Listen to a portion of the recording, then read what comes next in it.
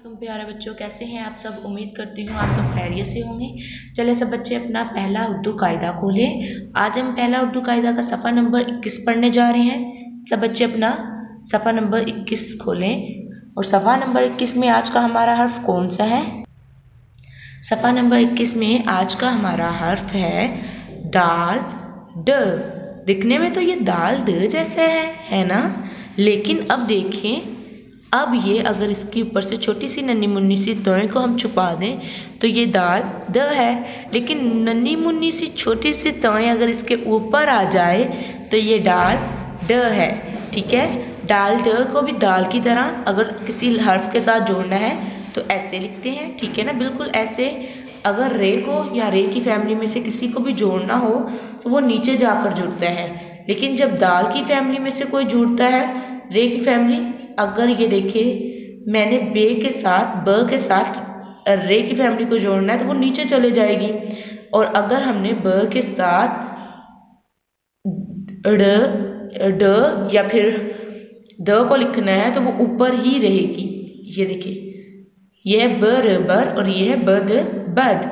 ठीक है ना, द हमेशा ऊपर रहता है, चाहे उसकी किसी के साथ मिलकर शक्ल रे के खानदान जैसी हो जाए, लेकिन जो ऊपर होता है वो हमेशा दाल के ख़ानदान में से होता है। या तो दाल होगा या डाल होगा या जाल होगा। दाल डाल जाल का हमें उनके नुक्तों से या उनके पहचान से पता चल जाएगा कि वो दाल है। जैसे कि ये खाली है तो ये दाल है, अगर ऊपर छोटी सी नन्ही मुन्नी सी तोय आ जाए तो डाल है, अगर नुक्ता आ जाए तो जाल है। बज पहले द था, इसी तरह।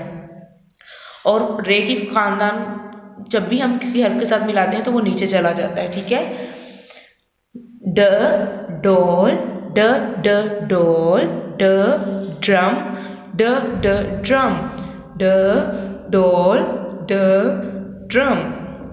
हमारा आज का जो हर्फ है ड डोल और ड ड्रम है।